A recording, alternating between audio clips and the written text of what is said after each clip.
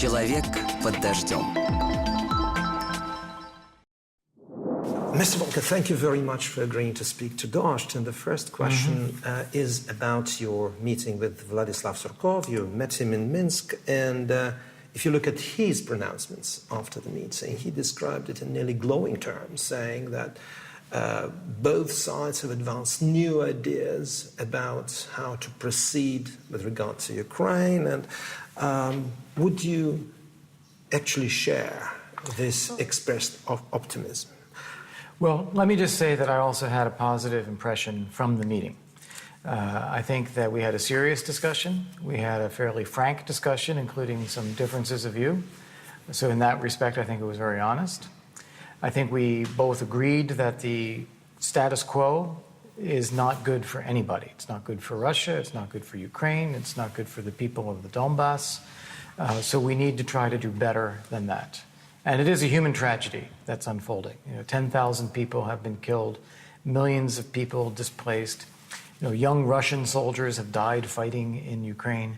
This doesn't make any sense. So getting to a new place, I think we agreed on. We also agreed that there's a security aspect and a political aspect. And the Minsk process is not resolving this at the moment. We need it. It's an important process. In the end, we got to have a vehicle like that. But we've got to do something to increase security now. And we've got to then create the conditions where Ukraine can put forward political process status for these territories. Well, I do think it's important to be clear that these are Russian-led forces in the Donbass, in Donetsk and Luhansk areas. And there are some whole units, there's equipment, and the problem there is the presence of these forces, which then creates the conflict. Most of the violations of the ceasefire, when you go through the OSCE's reports, come from the Russian side of the conflict. Not all, but most of them. And so there isn't an obligation and an interest, I believe, on the Russian side to stabilize that. If we can build on a real ceasefire, and I know the Normandy Group is now talking about a back-to-school ceasefire, that would be a great first step. Ultimately, Russia agrees, it's part of the Minsk process, that these territories need to be returned to Ukrainian sovereignty to become, again, part of Ukraine's territory without being occupied. And for that to happen, Russian forces are going to have to depart, and there'll have to be some kind of security that the people in that region can have confidence in. If they feel vulnerable now, that's something that we can then look at. How do we create security so that we can then have a political process that creates a degree of special status and elections? People in the Baltic states, Poles, a few other people, including most of the American senators, are calling on European governments and the US government to, well, essentially name a spade and say that this is not a Ukrainian conflict or Ukrainian crisis. This is a Russian war against Ukraine. Would you agree with this proposition? Would you describe yourself as a mediator? Well, let me give it a different cast. Let me say that I think that if I were sitting in Moscow thinking about Russian policy, my issue would be I want Ukraine to be connected to Russia, to be part of Russia's sphere of influence, Russia's orbit. At some point, Russia decided that it was going to have forces in Ukraine, whether they initiated or only supported the separatists. They now control the separatists. And that has led to a situation where Ukraine is now more united, more nationalist, more westward looking than it was before. And so this has not really worked out very well for Russia. And what I hope that, I see my role is if everybody agrees that this is not in anyone's interest, then let's find a way to get out of it. A lot of people were saying that you need to save Mr. Putin's face. And essentially, it seems like you're rephrasing this statement again. But it doesn't look like Putin needs saving his face. Well, let me just say about President Putin or about the Russian government generally, I'm not going to agree with them on a lot of things, But I do respect them.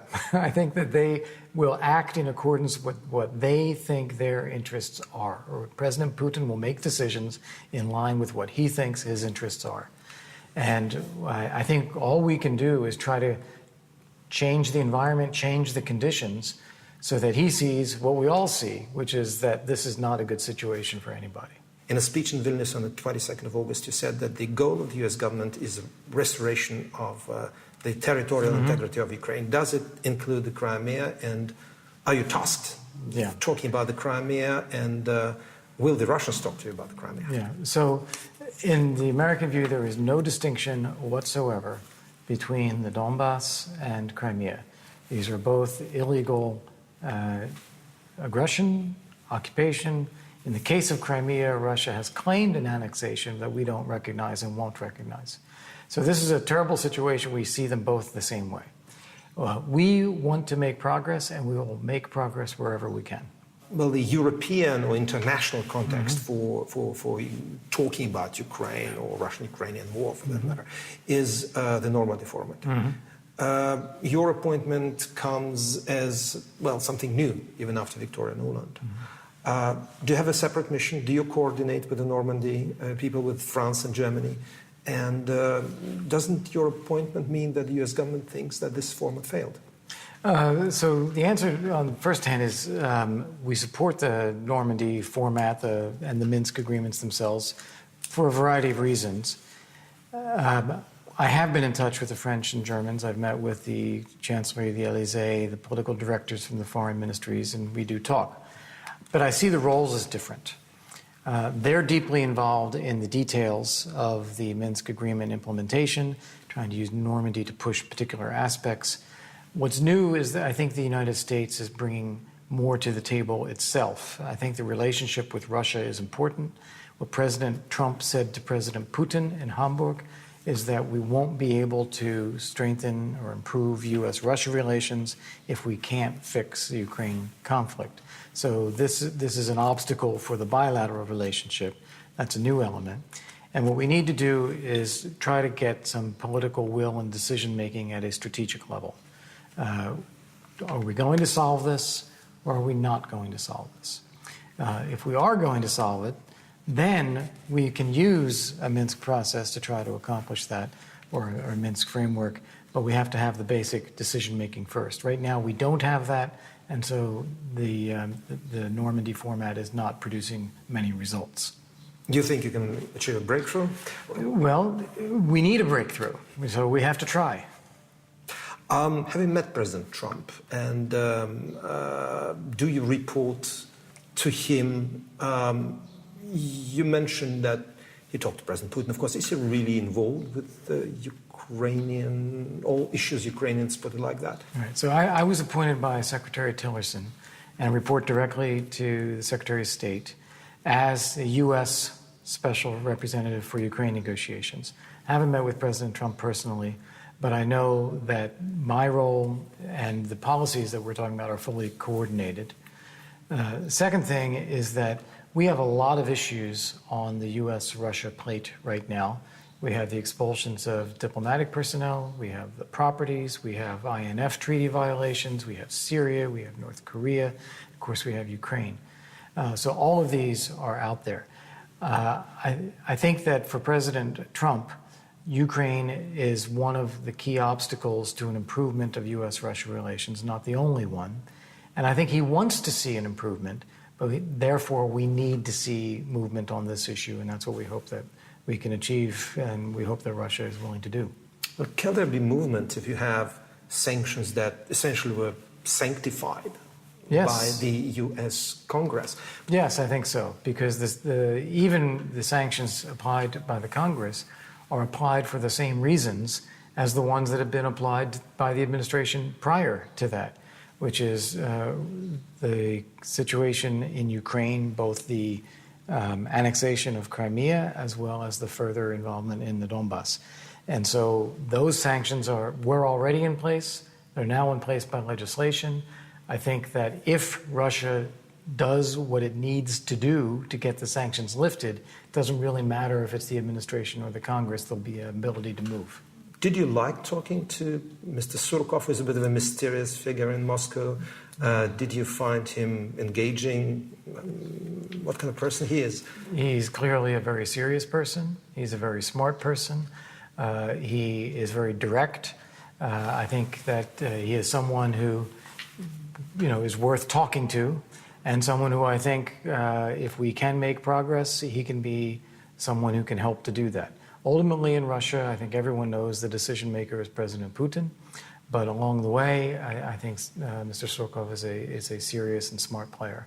Do you feel that he has full trust of President Putin and can take at least some decisions along the way while talking to you? Yeah, I think that President Putin is the decision maker, and I think he wants Mr. Surkov to be playing this role.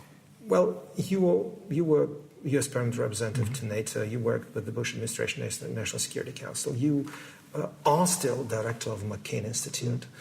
Does it help that you have this reputation of a hawk while dealing with the Russians? As you know, I think it's very important to speak frankly. You can't actually solve a problem if you can't talk about it. So it's very important to put on the table exactly what we see happening, to see it the way it is, and then see if we can fix it. On many things, and I said this meeting with Mr. Surkov yesterday, on many things we're not going to agree. But I hope we can find a couple of things that we can agree on, and then make some progress based on that. But you don't get there by avoiding the issues, you get there by confronting the issues. As a brief follow-up, do you have a time limit for what you have to achieve? I don't think the issue is time, I think the issue is political will. I think if in Russia there's a political will to solve this, and if we can work on the package to put together to do that, I'm sure it can be done in just a few months. I don't think this is difficult in terms of implementation. The difficulty is in the decision-making. And so that's what we have to work on. And I think we'll know in the space of several months as well, are we making progress or not. Thank you very much. Okay, Konstantin, thank you. Thank you. Yeah, thank you.